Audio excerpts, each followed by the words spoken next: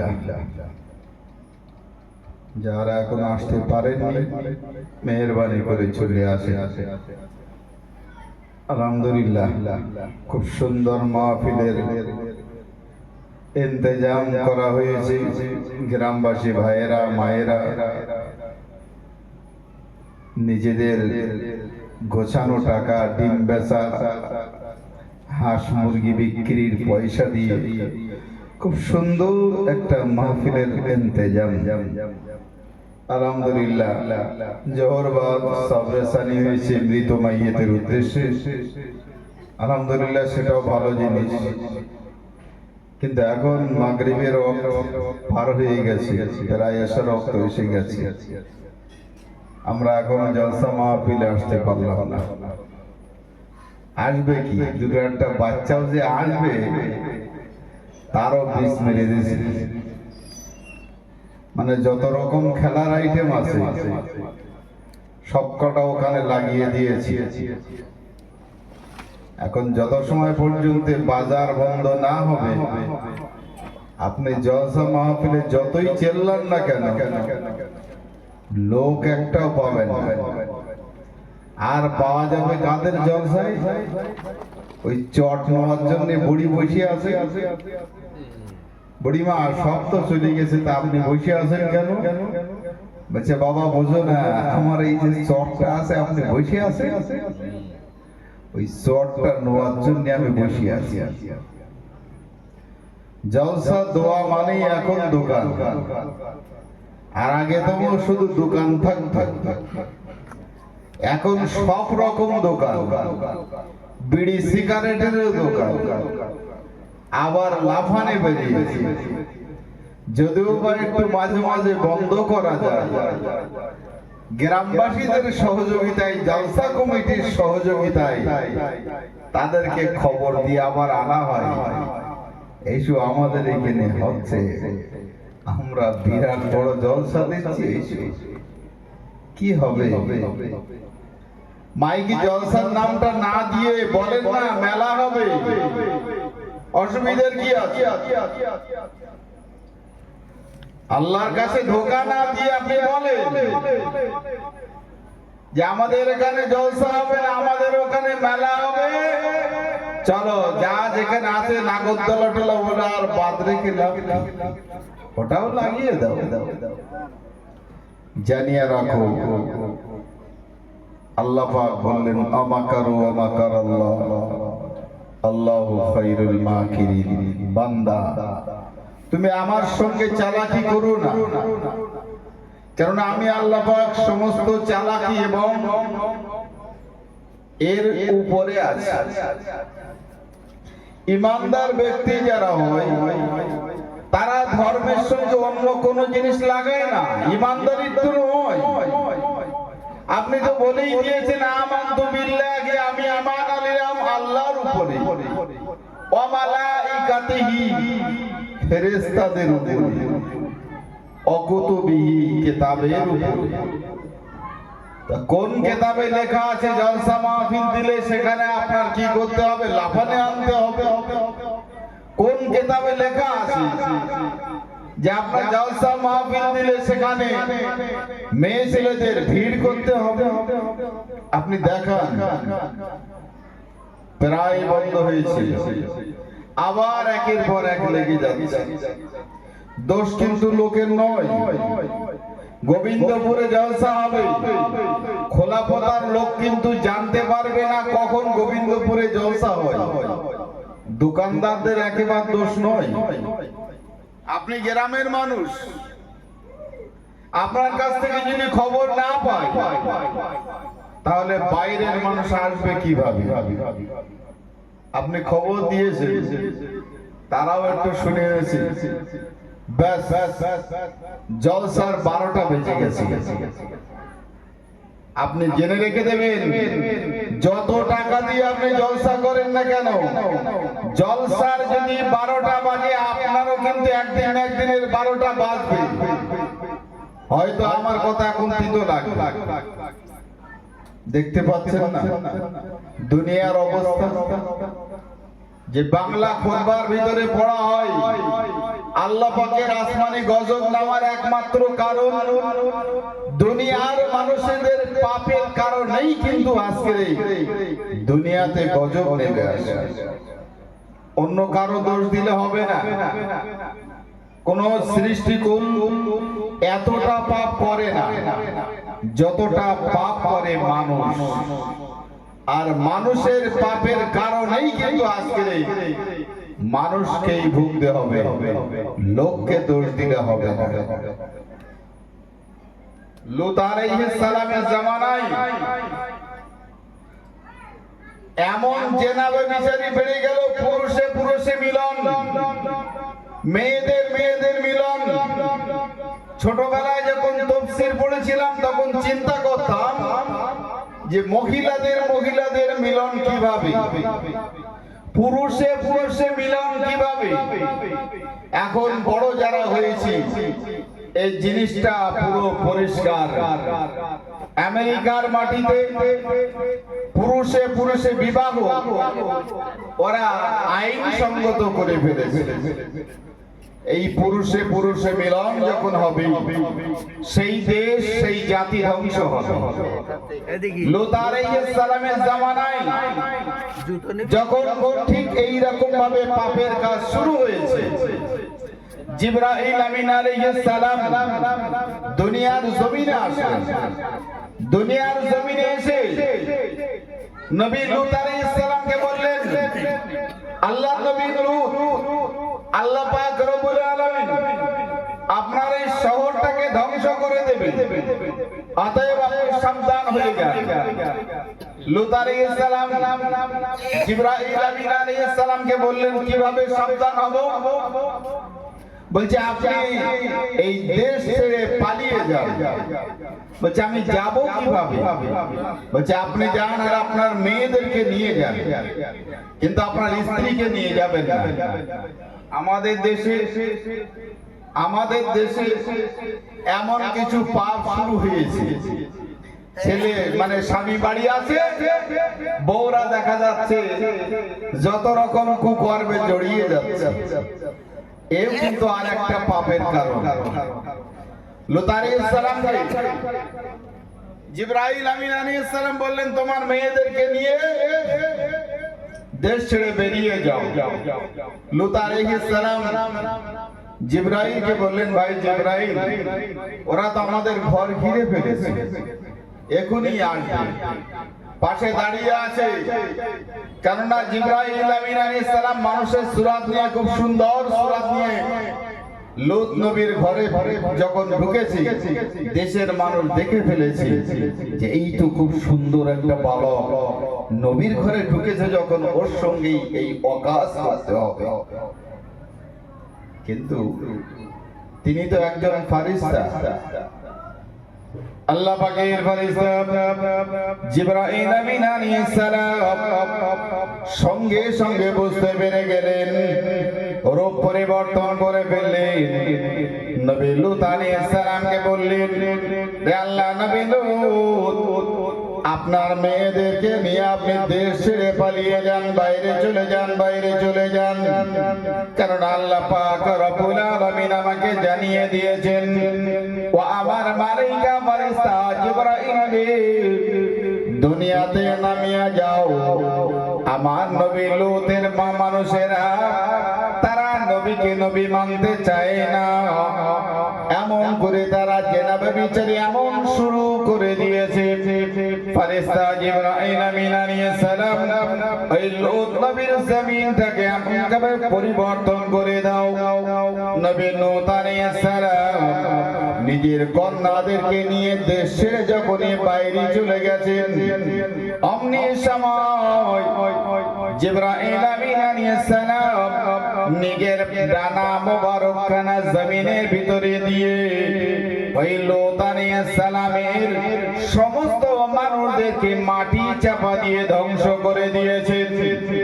ও আমার ভাই বাবাজিরা, ও আমার মা ও বোনেরা, আজকের আমাদের দেশের মানুষেরা বলতে চাই কাজ তো করি বটে, কিন্তু কাজ আর নাই। সেলাই কাজও ভালো হয় না, কলের কাজও ভালো হয় না, রাজমিস্ত্রি কাজও ভালো হয় না, কি কাজ করব, কাজ নাই, চেষ্টা করছি কাজ করব কিন্তু কাজ নাই। আল্লাহ পাক রব্বুল আলামিন বললেন, ও আমার বান্দা বান্দিরা, বান্দা যখন আমার কাছ থেকে দূরে চলে যাবি, আমি আল্লাহ পাক রব্বুল আলামিন আমার রহমত তার কাছ থেকে সরিয়ে নেব। বান্দা যতই চেষ্টা করুক না কেন, রুজি তার কাছে যাওয়া বড় কঠিন হয়ে যাবে।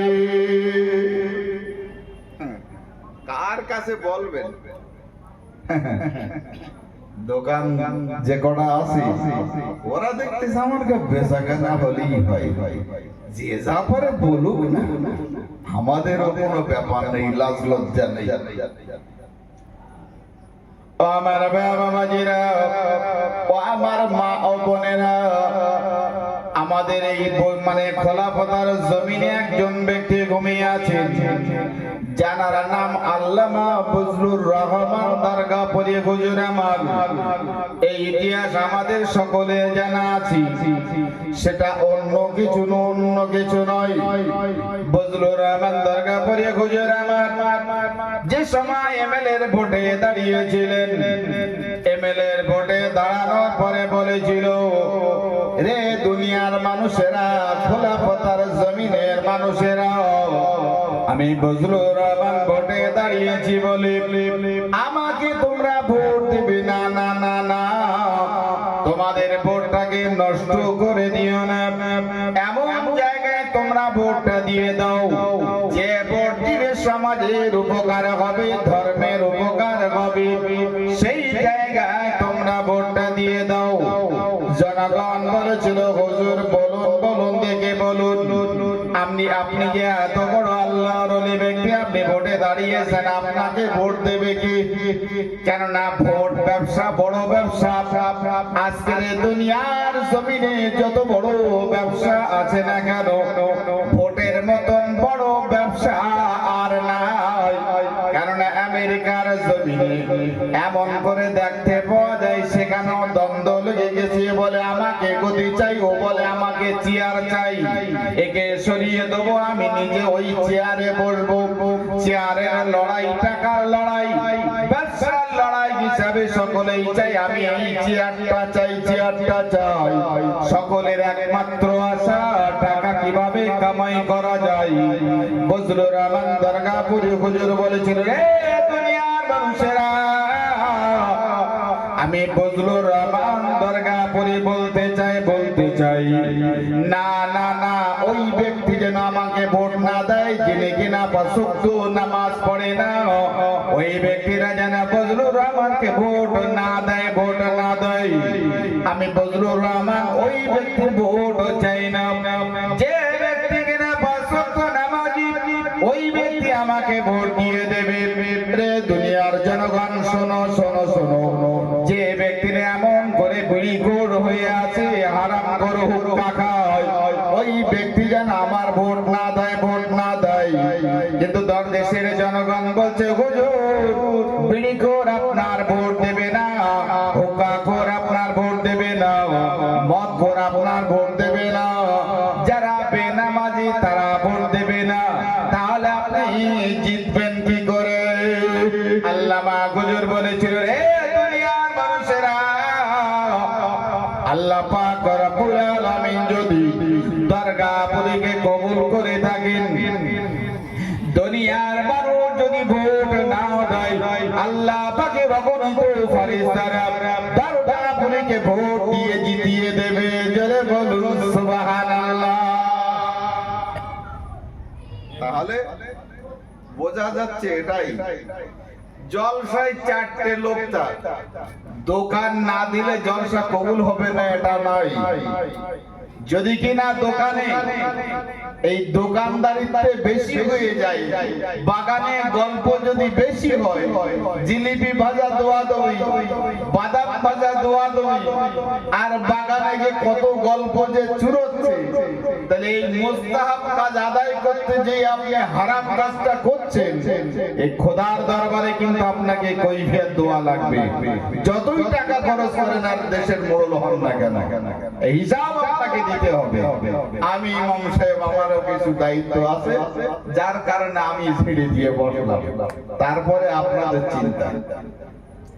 আল্লাহ পাক রব্বুল আলামিন বললেন, রে দুনিয়ার মানুষেরা, আমি রাসূলুল্লাহ সাল্লাল্লাহু আলাইহি সাল্লাম যখন দুনিয়া থেকে বিদায় নিয়ে কবরে চলে যাব, আমার কবরে চলে যাওয়ার পরে তোমাদের কাছে আমরা দুটো জিনিস রেখে দিয়ে গেলাম।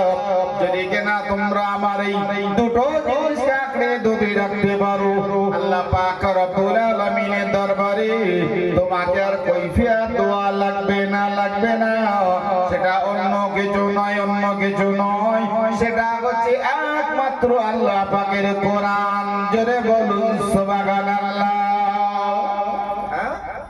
কোরআন, এই কোরআন যদি আমরা ধরে রাখতে পারি, আর কোনো চিন্তা নেই। আর একটা জিনিস হচ্ছে সুন্নাত, নবীর হাদিস।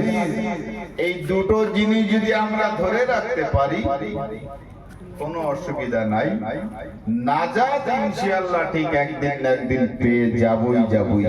সকলে বলেন আল্লাহুম্মা আমিন।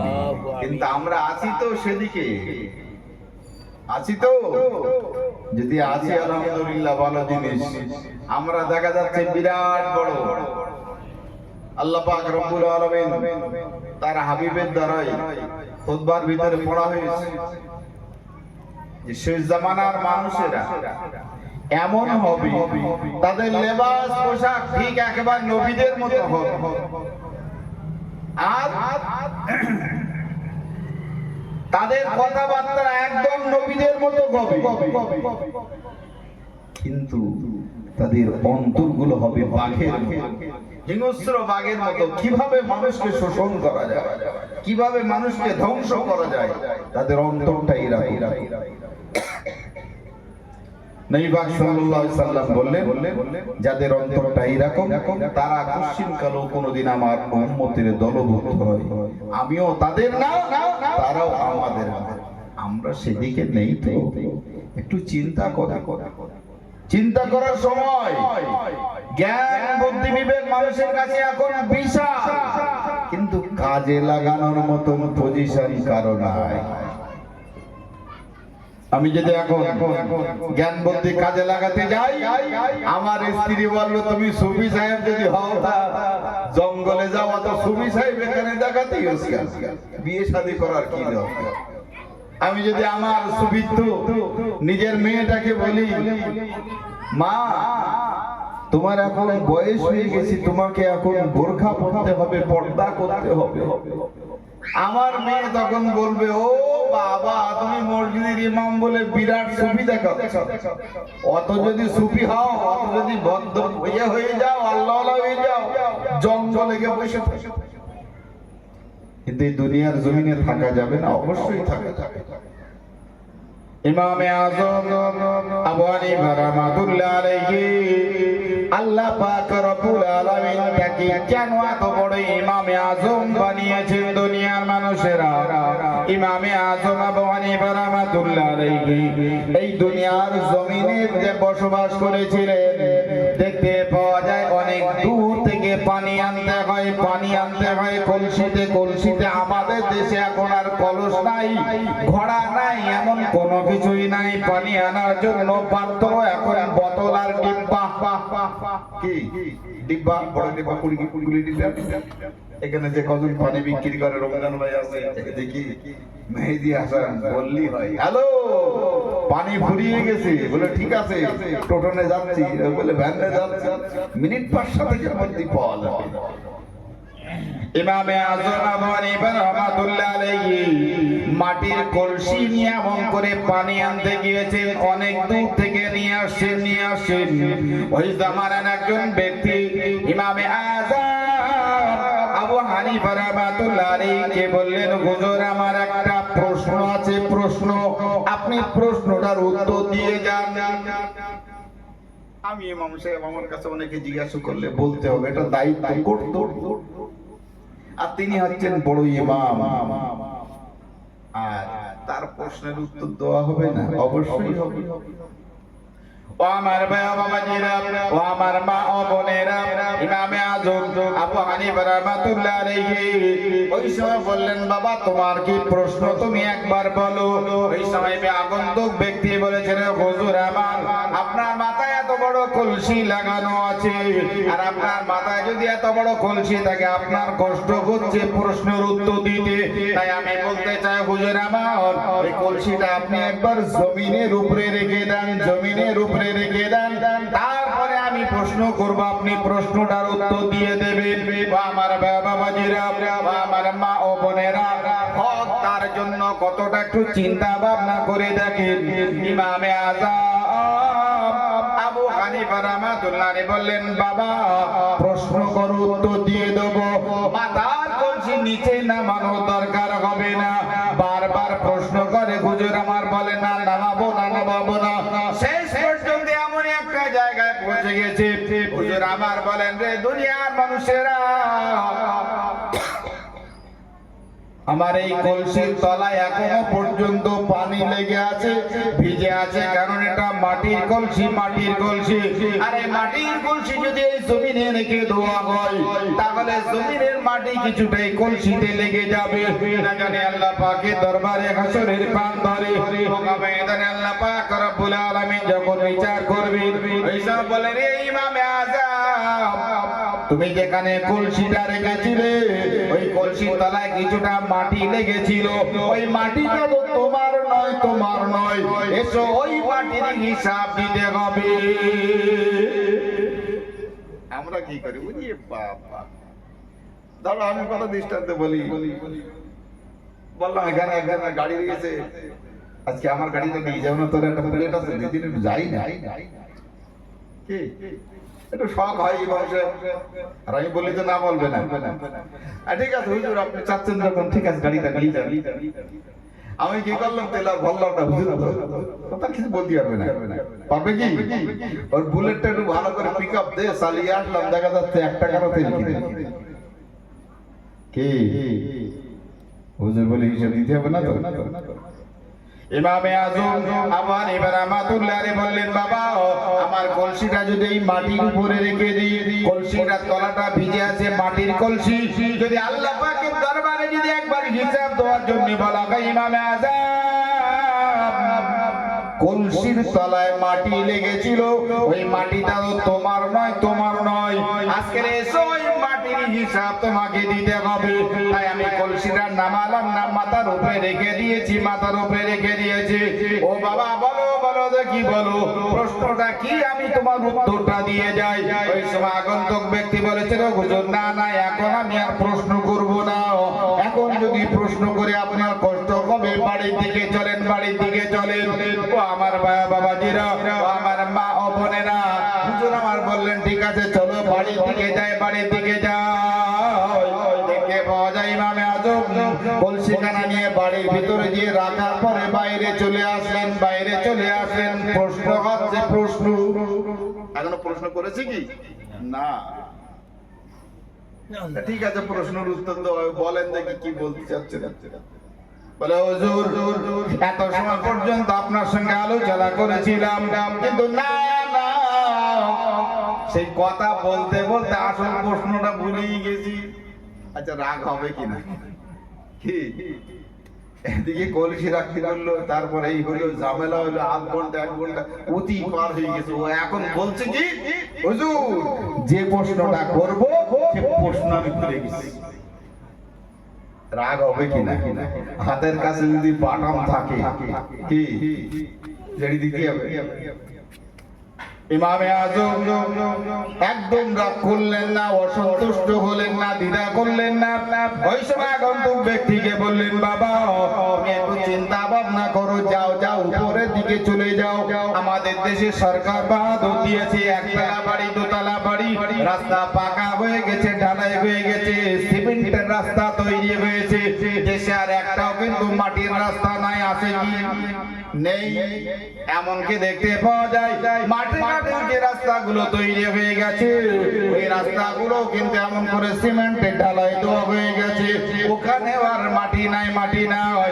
আমাদের দেশের সরকার বাহাদুরা এমন করে ব্যবস্থা করেছে, মাটির বাড়ি আর পাওয়া যাবে না, খোলার বাড়ি আর পাওয়া যাবে না, বৃষ্টি দিয়ে ছাওয়া বাড়ি আর পাওয়া যাবে না, সব একতলা দুতলা ছাদ দেওয়া হয়ে গেছে।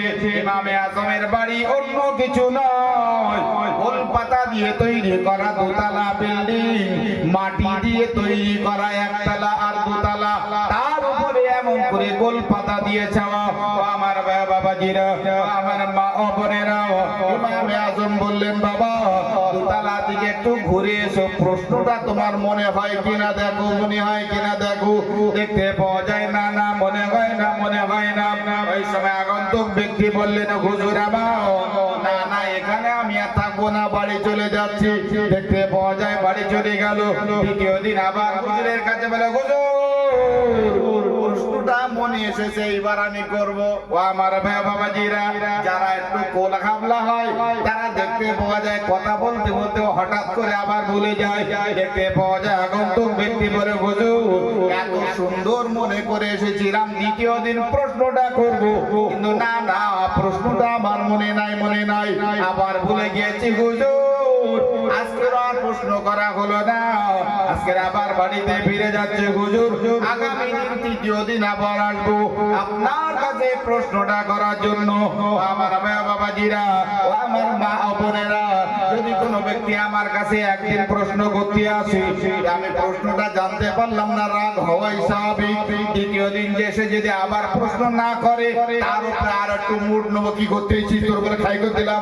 আমার বাবাজিরা, আমার মা ও বোনেরা, তৃতীয় দিন যখন এই ব্যক্তি আগন্তুক ব্যক্তি ইমামে আজম আমার বাড়িতে চলে এসেছে, হুজুর আজকের একদম পাকাপোক্ত ঠিক করে এসেছি, প্রশ্ন আজকের আর মোটেও ভুল হবে না, আগে প্রশ্ন বলে নেবো তারপর অন্য কথা।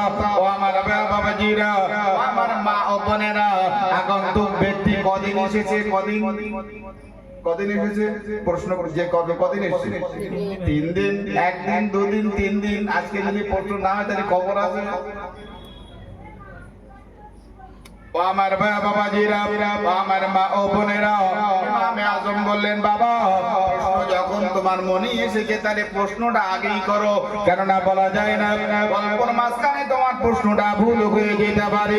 আগন্তুক ব্যক্তি বলে, হুজুর আমার একদিন এসেছি, 2 দিন এসেছি, 3 দিনে দিন, আমার বলার উদ্দেশ্য এটাই হুজুর আমার, বলুন বলুন দেখি বলুন, পায়খানার স্বাদ মিষ্টি না ঝাল না টক?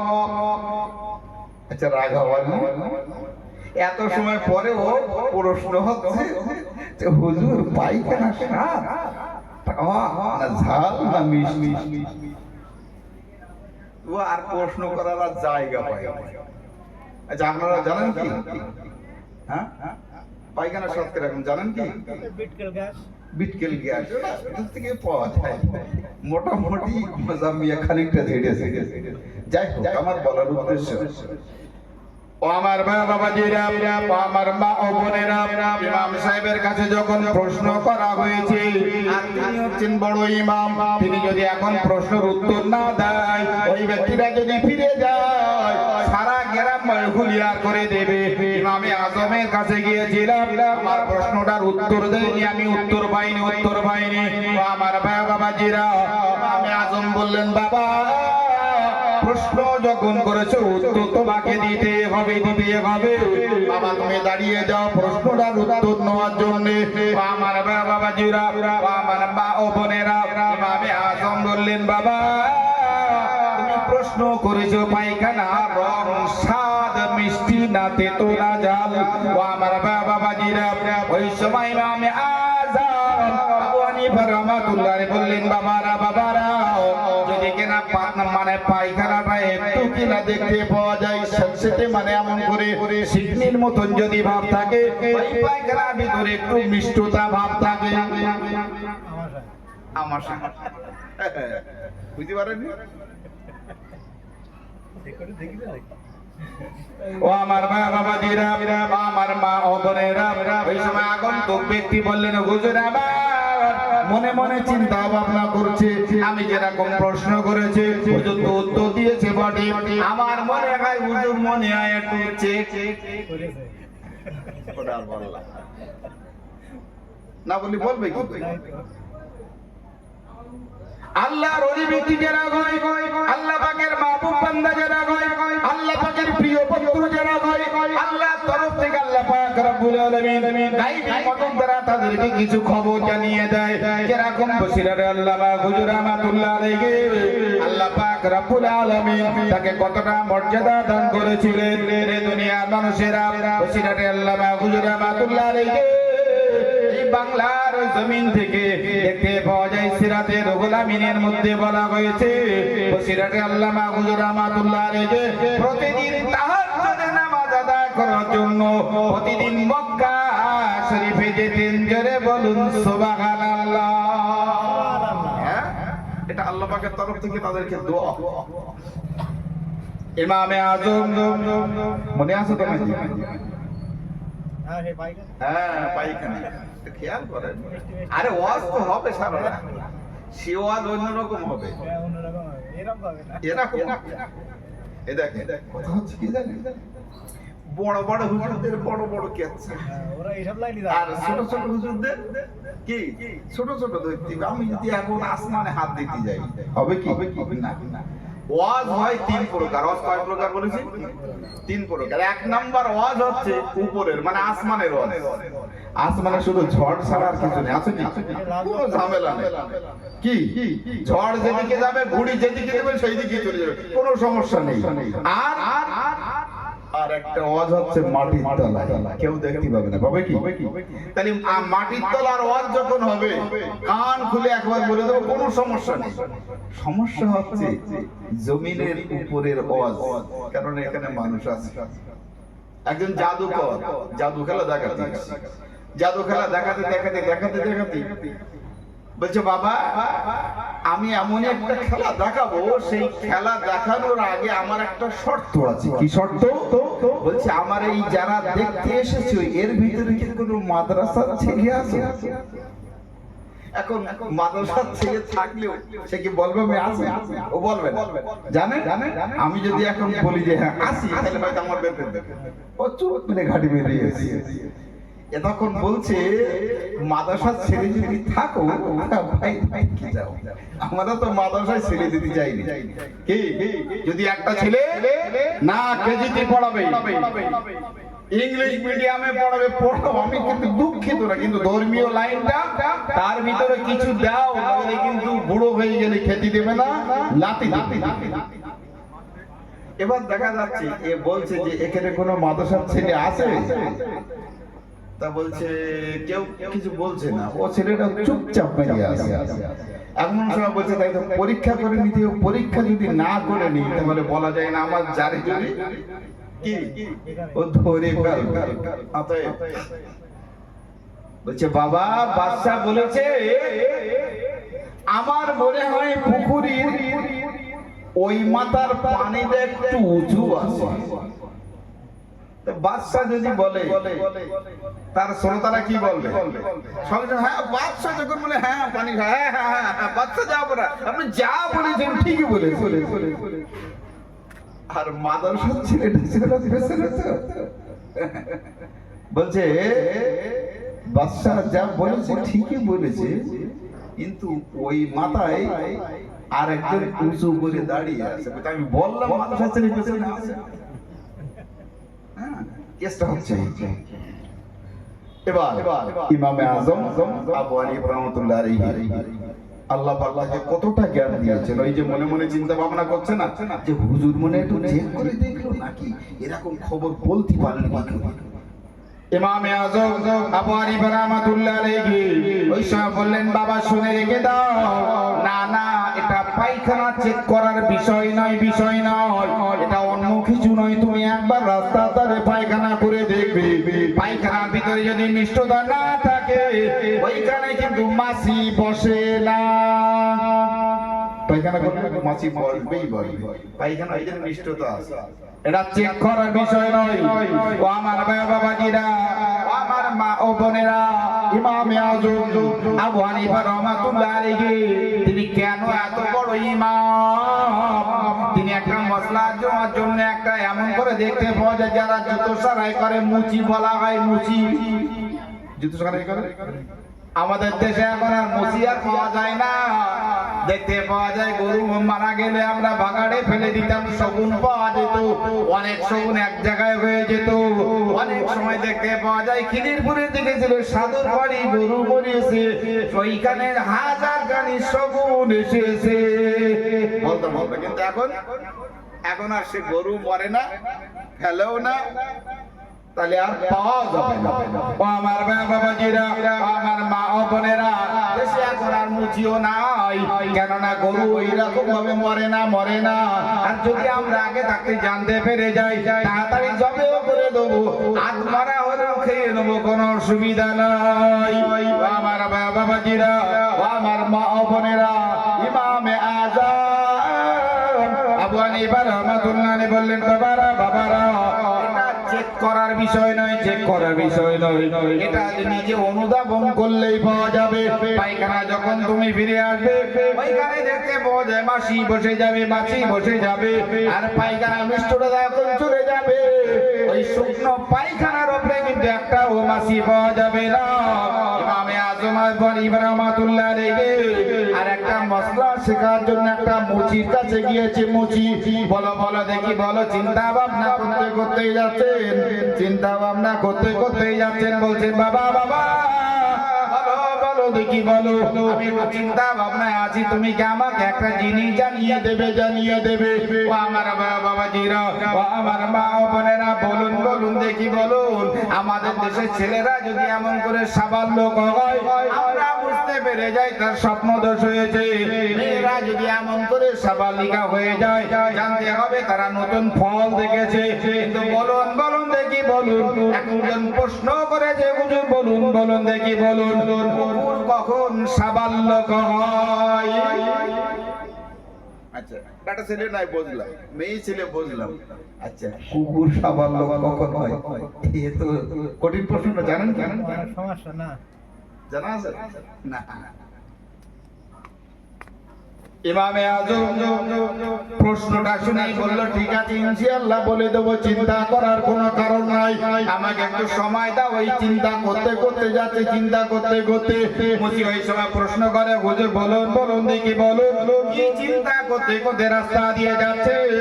ওই সময় ইমামে আজম মুচির সঙ্গে কথা বলতে লেগেছে, বাবা আমি হচ্ছে এই এলাকার একজন ইমাম সাহেব বটে, আমাকে প্রশ্ন করা হয়েছে, বলুন দেখি, বলুন, কুকুর কখন সাবাল্যক হয়? ওই সময় মুচি বলেছিল, হুজুর এটা আপনি জানেন না, এটা অন্য কোনো কারণ নয়, এমন করে কুকুর যখন ঠ্যাং উঁচু করে পেশাব করবে, আপনি জেনে নেবেন কুকুর তখন সাবাল্যক হয়ে গেছে। হ্যাঁ, কুকুর যখন ঠ্যাং উঁচু করে পেশাব করতে, আপনি তখন জেনে নেবেন যে কুকুরটা সাবাল্যক হয়ে গেছে। ও আমার বাবাজিরা, ও আমার মা ও বোনেরা, ইমামে আজম আবু হানিফা রাহমাতুল্লাহ আলাইহি যতদিন বেঁচে ছিলেন ওই মুচিকে সম্বোধন করতেন, সম্মান করতেন, কেননা ওই মুচির কাছ থেকে একটা মশলা জানা গেছে। ও আমার বাবাজিরা, ও আমার মা ও বোনেরা, আজকের আমাদের সমাজের বুকে ছেলেরা যতদিন একটু বড় হয়ে যায়, পিছনের কথা আর খেয়াল থাকে না, থাকে কি মুরব্বি না ভাই হোক গে যা। ছোটবেলায় আমি আপনি দেখেছি, যদি কোনো মুরব্বী মানুষ, বয়স্ক মানুষ রাস্তা দিয়ে যায়, আমরা না তাদের সামনে যাব না, কারণ মুরব্বী মানুষের সামনে যদি কিনা বেয়াদবি হয়ে যায়, অসন্তুষ্ট হয়ে যাবে, আমাদের জন্য বদদোয়া করে দেবে।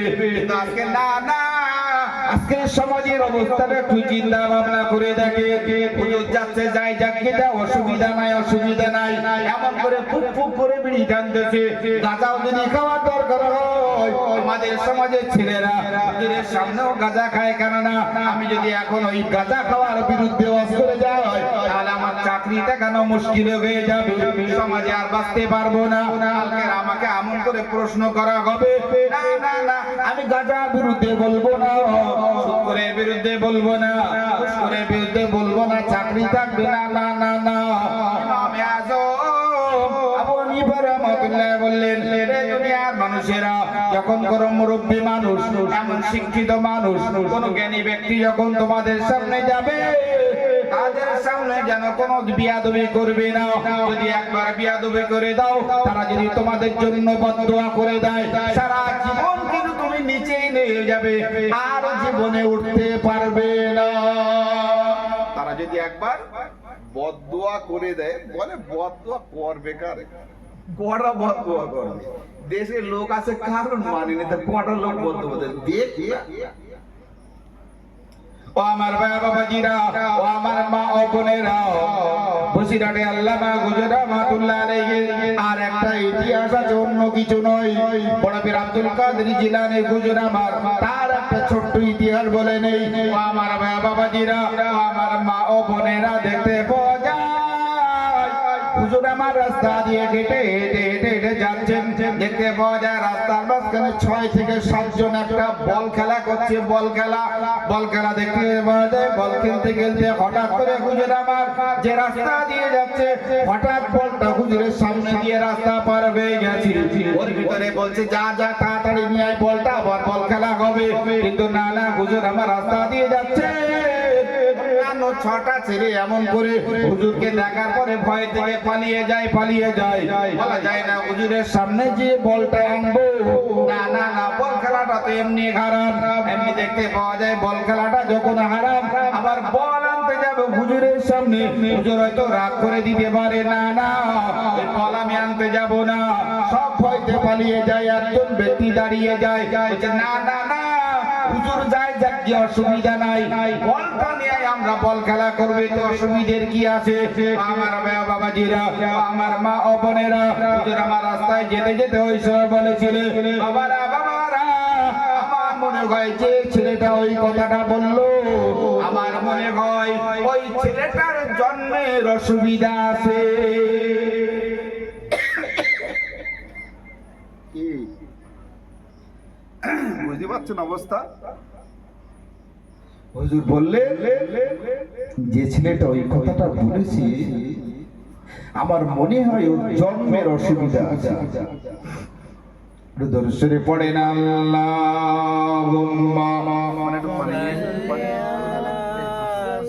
সাইয়্যিদিনা মাওলানা মুহাম্মদ ওয়া আলা আলি সাইয়্যিদিনা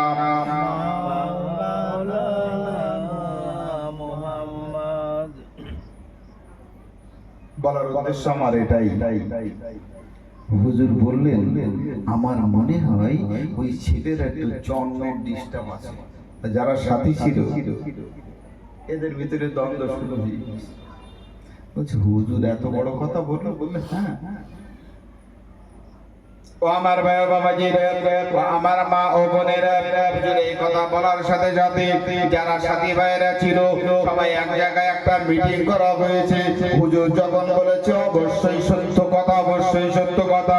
ও আমার ভাই বাবাজিরা, আমার মা ও বোনেরা, দেখতে পাওয়া যায় এই সমস্ত ভক্ত মুরিদানেরা এক এক করে সকলে মিলিতভাবে যে ছেলেটা ওই কথাটা বলেছে তার মায়ের কাছে গিয়েছে, তার মায়ের কাছে।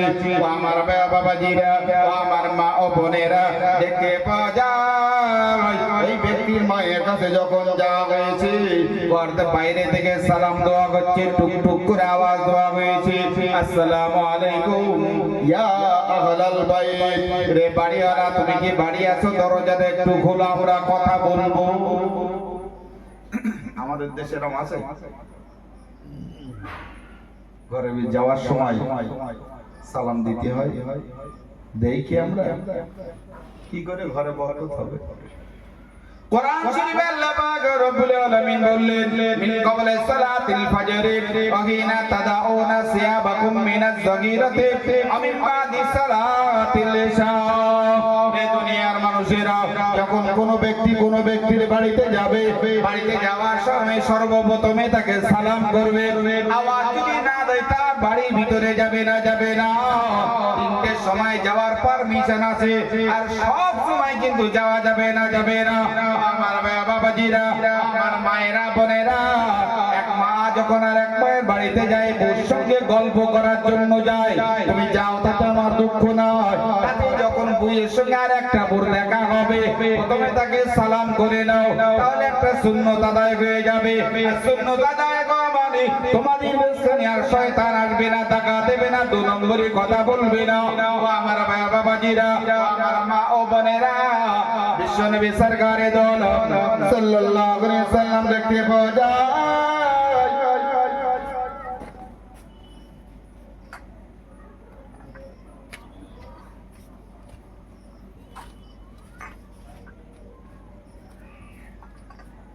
নবী পাক সাল্লাল্লাহু আলাইহি সাল্লামের একটা পোষা ছিল যার নাম হচ্ছে জায়েদ। কি নাম বললাম? জায়েদ। বিশ্বনবী সরকারে দো আলম সাল্লাল্লাহু আলাইহি ওয়াসাল্লাম এমন সময় বললেন, বাবা জায়েদ রে, যাও বাবা যাও, এমন করে ওমরের বাড়িতে চলে যাও। ওমরের বাড়িতে গিয়ে ওমরকে আমার কাছে ডেকে নিয়ে এসো। আমার বাবাজিরা, আমার মা ও বোনেরা, জায়েদ যেহেতু 12 বছরের বয়স নয়, মাত্র 8 থেকে 8.5 বছর বয়স। আমার বাবাজিরা, আমার মা ও বোনেরা, হযরতে জায়েদ রাদিয়াল্লাহু তাআলা আনহু, হযরতে ওমর ফারুক রাদিয়াল্লাহু তাআলা আনহু বাড়িতে সোজা ঘরের ভিতরে ঢুকে পড়েছে। ও আমার বাবাজিরা, আমার মা ও বোনেরা, এমন করে হযরত ওমর ফারুক স্বামী আর স্ত্রী যে ঘরের ভিতরে আছে, কাপড়টা এমন করে ভালো করে লাগানো নাই, এমন করে কাপড়টা বিবস্ত্র হয়ে আছে। দেখতে পাওয়া যায় ছোট বাচ্চা হলেও তাদের একটা মান সম্মান বলে একটা জিনিস আছে। আমাদের দেশে আর মান সম্মান নাই। মায়েদের এমন করে মাথায় আর কাপড় নাই, পিঠে আর কাপড় নাই, এমন করে পায়ে গোছ দেখা যায়, হাত দেখা যায়, মাথা দেখা যায়, সব দেখা যায়। তাদের কোনো মান সম্মানের ভয় নাই। হযরত ওমর ফারুক রাদিয়াল্লাহু তাআলা আনহু স্বামী আর স্ত্রীর ভিতরে এমন করে গল্প হচ্ছে বটে, যদিও বাচ্চা বটে, কিন্তু গায়ে কাপড় নাই বলে স্ত্রী এমন করে মনক্ষুণ্ণ হয়ে গেলেন। নবী আমাকে ডেকেছেন, এটা ভালো জিনিস, তাতে আমার দুঃখ নাই, কিন্তু আমার বাড়ির ভিতরে হঠাৎ করে জায়েদ এমন করে ঢুকে পড়েছে। না, এটা একটা নবীর কাছে বলা দরকার, এর বিহিত ব্যবস্থা করার দরকার। দেখতে পাওয়া যায় জায়েদ রাদিয়াল্লাহু তাআলা আনহু হযরত ওমরকে দাওয়াতটা দিয়ে আবার নবীর দরবারে ফিরে গেলেন। আমার বাবাজিরা, আমার মা ও বোনেরা, আল্লাহ পাক রব্বুল আলামিন তার আগে এমন করে দেখতে পাওয়া যায় ফেরেশতা জিবরাইল আমিন আলাইহিস সালাম কোরআনের আয়াত নিয়ে নাজিল হয়ে গেলেন। ফেরেশতা জিবরাইল আমিন এমন করে নবীকে বললেন, মিন কবলে সালাতিল ফজরে ওয়া তাদাউনা সিয়াবাকুম মিনাজ যাহিরাতি মান বাদি সালাতিল ইশা। রে দুনিয়ার মানুষেরা জানিয়ে রাখো, এই 3 টাইম যদি কোনো মানুষের বাড়িতে যাওয়া হয়, আগে তাকে সালাম করতে হবে, বাড়ির খোঁজ নিতে হবে, তারপরে বাড়ির ভিতরে যেতে হবে। আমার মা ও বোনেরা, তোমরা এক বোনের সঙ্গে গল্প করো, আমার দুঃখ নাই, তার আগে প্রথমে তাকে সালাম করো, তার বাড়ির ভিতরে খবরটা নিয়ে নাও, তারপরে তার বাড়ির ভিতরে গল্প করো। আমার বাবাজিরা, মা ও বোনেরা, হযরত ওমর ফারুক রাদিয়াল্লাহু তাআলা আনহু নবীর দরবারে যখন গিয়েছেন, মনটা ভারাক্রান্ত হয়ে আছে। নবী আমার প্রশ্ন করে, বাবা মা, মনটা তোমার কেন এতটা খারাপ হয়ে আছে, মনটা কেন মলিন হয়ে আছে? না বাবা আমার, তুমি আর দেরি করো না, তোমার জন্য আল্লাহ পাক রব্বুল আলামিন কোরআনের আয়াত নাযিল করে দিয়েছে, যদি কোনো বান্দা এমন করে মিন কবলে সালাতুল ফজরে, ফজরের রক্তের পরে যদি কোনো মানুষের বাড়ি যায়, তাহলে আগে তাকে খবর নিতে হবে, এমন করে তারপরে তার বাড়ির ভিতরে ঢুকতে হবে। এসার পরে যদি কোনো ব্যক্তির বাড়িতে যাওয়া হয়, আগে থাকতে তাকে খবর নিতে হবে, তারপরে বাড়ির ভিতরে ঢুকতে হবে। বাবা আমার, যদিও জায়েদ ছোট ছিল বটে, তোমার মনে দাগ কাটার কারণে আল্লাহ পাক রব্বুল আলামিন কোরআনের আয়াত নাযিল করে দিলেন। জোরে বলুন সুবহানাল্লাহ। 3 টাইম যাওয়া যাবে, সব সময় যায়, অসুবিধা নাই। কিন্তু আমার বোনেরা কি করে, যত গল্প আছে না, আর খারাপ জানিস তোর লোকের দেখি এই যে ভালো গল্প করতে হলো তার মানে স্কুল ঘরে বসে মানে মেয়ে লোকের যা কাজ লাগানো এ বেশি এসলো এ বাড়ি ঠিক আছে আসুক তারপরে ব্যবস্থা দিচ্ছি ও আমার বাবাজিরা, ও আমার ও বোনেরা, আদব কায়দা একটু চিন্তা ভাবনা করে দেখেন। বুঝে না মা বললেন আমার বোনে ভাই, এই ব্যক্তিটার এই ছেলেটার জন্মের একটু ডিস্টার্ব আছে। ওই ভক্ত মুরিদানেরা গেলেন, আসসালামু আলাইকুম ইয়া আহলাল বাইত, বাড়িওয়ালা তোমরা কি বাড়ি আছো, দরজাটা একটু খুলে দাও। এই সময় বাড়িওয়ালা ওয়ালাইকুম আসসালাম বলে উত্তর দিয়ে দরজাটা খুলে দিলেন। বাবা এবার ভিতরে এসো, বলো তোমরা কি বলতে চাও। ও আমার বাবাজিরা, আগন্তুক ব্যক্তি যার কাছে গিয়েছে খুব সুন্দর পরিচিত মানুষ, মাথাটা এমন করে ঢাকা আছে, সকলে মনে মনে করে নিয়েছে এত আল্লাহওয়ালি ব্যক্তি তাহাজ্জুদের নামাজ মনে এর কম হয় না, প্রতিদিন এই ব্যক্তিরা তাহাজ্জুদের নামাজ আদায় করে। ওই সময় বললেন ও আমার মা জননী, বলুন দেখি বলুন আপনার ছেলেটা ওর বাপের কি জন্মে ঠিক আছে নাকি। আমার বাবাজিরা, আমার মা ও বোনেরা, প্রশ্ন করার সাথে সাথে ওই সময় মা জননী মনটা তার মলিন হয়ে যায়। বাবা বলো দেখি বলো, এই কথাটা তোমাদেরকে কে বলেছে। ভক্ত মুরিদানেরা বললেন ও মা জননী শুনুন, এই প্রশ্নটা যে আপনার কাছে করবো আমাদের বড় লজ্জা হয়, কেননা আপনি যেভাবে ঘোমটা টেনে আছেন, মাথাটা সুন্দরভাবে পরিপাটি করে আছেন, হাত দেখা যায় না এমন করে সুফি সাহেব মনে হয়। আপনি কি এমনি 5 ওয়াক্ত নামাজ আদায় করেন, সুন্নত নফল সবকিছু আদায় করে থাকেন, প্রশ্নটা করবো আমাদের এমনি লজ্জা পায়। মা ও মা বলো দেখি বলো, এই প্রশ্নটা আমাদের শোভা পায় না, বলুন দেখি বলুন, এই বাচ্চাটার মা কি আপনি? আরে কি সঠিক বাপ আছে নাকি? আমার বাবাজিরা, আমার মা ও বোনেরা, একটু খেয়াল করে দেখেন। ওই সময় মা জননী বলেছিল বাবারা, এই প্রশ্নটা তোমরা করেছো না অন্য কেউ। ওই সময় আগন্তুক ব্যক্তিরা বলেছিল, তারা বলেছিল মা জননী, মা এটা আমরা বলে নাই, আমাদের পীর সাহেব মুর্শিদ আমার বলেছেন। আমার মনে হয় এই ছেলেটার বাপের কোন জন্মের ডিস্টার্ব আছে। আমার বাবাজিরা, আমার মা ও বোনেরা, ভক্তরা এটা বলেছিল। মা এমন করে কয়েকটা ছেলে বল খেলা করতে দেখতে পাওয়া যায় বলটা মুখের সামনে দিয়ে রাস্তা পার হয়ে গেছে, সবাই ভয়তে পালিয়ে গেছে, কেউ আর বল আনতে যায় না। কিন্তু না ওই ছেলেটা বলেছিল বলটা নিয়ে এসে আমরা খেলা করবো, হুজুর আমাদের কি করবে। আর এই কথাটা বলার কারণে আমাদের পীর মুর্শিদ বললেন বাবা আমার মনে হয় এই ছেলেটার জন্মের ডিস্টার্ব আছে। আমার বাবাজিরা, আমার মা ও বোনেরা, ওই সময় মা জননী আর মানে স্থির থাকতে পারে না, চোখ দিয়ে টপ করে পানি পড়তে লেগেছে। আমার ভক্ত ভাইরা, আল্লাহর মহান ওলি ব্যক্তি, আল্লাহ পাকের মাহবুব বান্দা যে কথাটাই বলেছে ওটাই সবথেকে সত্য কথা। জোরে বলুন সুবহানাল্লাহ। আমার বাবাজিরা, আমার মা ও বোনেরা, ওই রকম বিচার যদি করা হয় সকাল থেকে সন্ধ্যা পর্যন্ত গোবিন্দপুরে এই প্রান্ত থেকে অপর প্রান্ত, মানে মা পালম থেকে নিয়ে শেষ প্রান্ত, খালদারি থেকে পূর্ব পাড়া পাওয়া যাবে একটা বলে মনে হয়। হুজুর তোমার খুব রোগ বেড়ে গেছে, ব্যবস্থা দিচ্ছি, দিতেই পারো।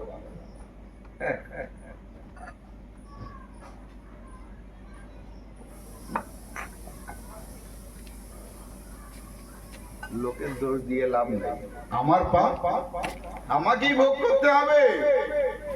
ও আমার ভাই বাবাজিরা, আমার মা ও বোনেরা, পীর আব্দুল কাদের জিলানী আল্লাহ পাক রব্বুল আলামিন কতটা তাকে মান সম্মান দিয়েছিলেন এই ইতিহাস আমাদের জানা আছে।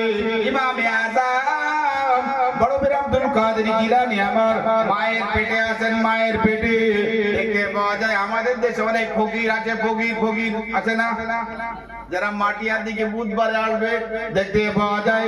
অনেক গ্রামে আছে মঙ্গলবারে আসে, অনেক গ্রামে আছে সোমবারে আছে, অনেক গ্রামে আছে রবিবারে আসে। কিন্তু আজকের জামানা দেশের ফকির এত বেড়ে গেছে, ওয়ার দিন ধার্য হচ্ছে না, যখন বুঝি তখন সেই গ্রামে যাচ্ছে। ও আমার ভাই বাবাজিরা, ও আমার মা ও বোনেরা, দেখতে পাওয়া যায় ইমামে আযম মায়ের পেটে আছে।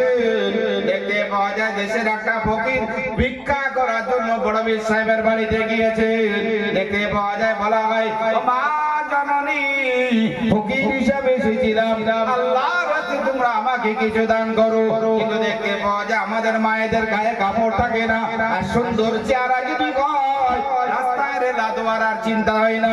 দেখতে পাওয়া যায় ইমামে আজমের আম্মা জান ফাতেমা দেখতে খুবই সুন্দর ছিল। দেখতে পাওয়া যায় ওই আড়ালের ভিতর দিয়ে ফকির সাহেব একটুখানি দেখতে পেয়েছে, মনে ধারণা এসে গেছে এত সুন্দর বউটা যদি আমার হতো তাহলে আমার মনটা সন্তুষ্ট হয়ে যেত। ও আমার ভাই বাবাজিরা, ও আমার মা ও বোনেরা, মায়েদের পেটে যখন সন্তান এসে যায় আল্লাহ পাক রব্বুল আলামিন তার গুণবাচক হিসাবে, তার সুরাত হিসাবে, রূপ সৌন্দর্য হিসাবে আল্লাহ পাক রব্বুল আলামিন ওই মায়েদের সৌন্দর্যটার 10 গুণ বাড়িয়ে দেন। জোরে বলুন সুবহানাল্লাহ। আমার বাবাজিরা, আমার মা ও বোনেরা, ইমামে বড় পীর আব্দুল কাদের জিলানীর আম্মা জান যারা সুন্দর দেখতে পেয়ে ফকির সাহেব মনে বড় চিন্তা ভাবনা করে নিয়েছে। কিতাবের মধ্যে এসে যে দেখতে পাওয়া যায় আল্লাহ পাক রব্বুল আলামিন বড় পীর আব্দুল কাদের জিলানীকে ওই অবস্থায় মায়ের পেট থেকে এমন করে মানে বাঘের সুরাত নিয়ে ফকিরের সামনে দাঁড়িয়ে যায়, এমন করে হাতা মারতে যাবে, সঙ্গে সঙ্গে ফকির নিয়ত করে নিয়েছে না না না এই জন্মের মতো বাঁচা দরকার। কি আল্লাহ পাকের ওলি যারা হয়, আল্লাহ পাকের মাহবুব বান্দা যারা হয়, তাদেরকে আল্লাহ পাক এরকম কিছু পাওয়ার লাগিয়ে দেয়। ও আমার ভাই বাবাজিরা, ও আমার মা ও বোনেরা, কেন হবে না, কেন হবে না? ফাতেমা দেখতে পাওয়া যায় বড় পীর আব্দুল কাদের জিলানীর আম্মা জান দেখতে পাওয়া যায় 15 পারার হাফেজ ছিল, 15 পারার হাফেজ আব্দুল কাদের মায়ের পেটে আছে। ওই সময় মা জননী সর্বসময় কোরআন পাক তিলাওয়াত করতে লেগেছে। আমাদের দেশে অনেক মায়েরাও এরকম আছে, মায়ের পেটে যখন বাচ্চা আছে সকালে কোরআন তিলাওয়াত করে, দুপুরে কোরআন তিলাওয়াত করে, তারপরে জোরে খাওয়া দাওয়া করে, মা মানে মাগরিবের পরে কোরআন পাক তিলাওয়াত করে। অনেক মায়েরা এমন আছে সারা দিনে 4 থেকে 5 বার কোরআন শরীফ তিলাওয়াত করতে থাকে। ও আমার ভাই বাবাজিরা, ও আমার মা ও বোনেরা, বড় পীর আব্দুল কাদের জিলানী আম্মা জান 15 পারা হাফেজ ছিল, মা জননী সর্বসময় তিলাওয়াত করত। আর তিলাওয়াত করার কারণে বড় পীর আব্দুল কাদের জিলানী মায়ের পেট থেকে 15 পারার হাফেজ হয়ে গেছে। জোরে বলুন সুবহানাল্লাহ। আমার বাবাজিরা, আমার মা ও বোনেরা, আজকে আমাদের সমাজের বৌমারা তারা মোবাইলে ভিডিও সবসময় লোড করে দেখছে। বাচ্চা হওয়ার সাথে সাথে কান্না বন্ধ হয় না, হাতবুক করলেও বন্ধ হয় না, এখানে তাবিজ করলেও বন্ধ হয় না, ওখানে দোয়া কালাম কোনো কিছুই করলে কোনো সন্তুষ্ট হয় না। কিন্তু মোবাইলটা তার কাছে যদি একবার দাঁড় করিয়ে দেওয়া হয়, ভিডিওটা যদি একবার চালু করে দেওয়া হয়, ওই বাচ্চারা যার বুক করা লাগে না, তাবিজ করা লাগে না, দোয়া করা লাগে না, ওই মোবাইলেই কিন্তু সন্তুষ্ট হয়ে যায়। তার একমাত্র কারণ হচ্ছে এই পেটের ভিতরে যখন বাচ্চাটা ছিল ওই মা সব সময় মোবাইল দেখে দেখে মানে সন্তান জন্ম দিয়েছে, যার কারণে মোবাইল দেখলেই ভালো ভালো ভালো ভালো। যাক, লম্বা চওড়া আর করতে চাচ্ছি না। 8টা 2 মিনিট বাকি, 7টা এখনো যারা আসতে পারেন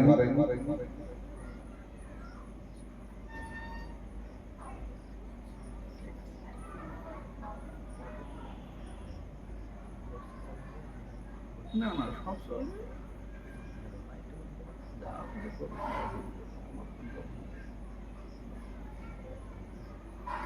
তাহলে মায়ের কর্তব্য খুব হয়তো মায়েরা মনে করবেন সব কর্তব্য যদি মেয়েদের হয় তাহলে ছেলেদের কি কিছু নাই? অবশ্যই অবশ্যই আছে। তুমি যদি সঠিকভাবে তার দেখাশোনা না করো, মায়েরা তো মাঠে খাটতে যাচ্ছি, বাজার যদি না করো, তার ভরণ পোষণ যদি না দাও, সে তো তখন মাঠে খাটতে যাচ্ছি, পয়সা তো দরকার, পেট তো আর কারোর কথা শুনবে না। ও আমার বাবাজিরা, ও আমার মা ও বোনেরা, একটু চিন্তা ভাবনা করে দেখেন, আল্লাহ পাকের মহানবী ব্যক্তি আল্লাহ পাক রব্বুল আলামিন বড় বীর আব্দুল কাদের জিলানী হুজুরের মা জননীর কতটা মর্যাদা আল্লাহ পাক দিয়েছেন। রে দুনিয়ার মানুষেরা, মা জননী যেমন ছিল, সন্তানে তেমন তৈরি হয়েছে, 15 পারার হাফেজ হয়ে গেছে। বাচ্চা সন্তান ভূমিষ্ঠ হওয়ার সময় মা জননী চেষ্টা করেছিল এই বাচ্চাটাকে মাদ্রাসায় দিয়ে দেবো। ও আমার বাবাজিরা, ও আমার মা ও বোনেরা, আজকের আমাদের সমাজে ছেলেদেরকে আর মাদ্রাসায় এখন আর দিতে চাই না, মাদ্রাসায় পড়ানোর দরকার নাই। ও আমার বাবাজিরা, যা হয় আমাদের দেশে হোক, স্কুলে পড়ুক, মানে এমন করে ম্যাজিস্ট্রেট তৈরি হলো, কিন্তু না, আপনার ছেলেটাকে যদি মাদ্রাসায় না পড়ানো হয়, ধর্মীয় জ্ঞান যদি তার ভিতরে না দেওয়া হয়, ওই বাচ্চাটার ভিতরে ধর্মীয় জ্ঞান না দেওয়ার কারণে আসরের প্রাণ তারা মহা ময়দানে আল্লাহ দরবারে আপনাকে কৈফিয়ত দেওয়া লাগবে। হুজুর এসে গেছে, আসসালামু আলাইকুম। আমার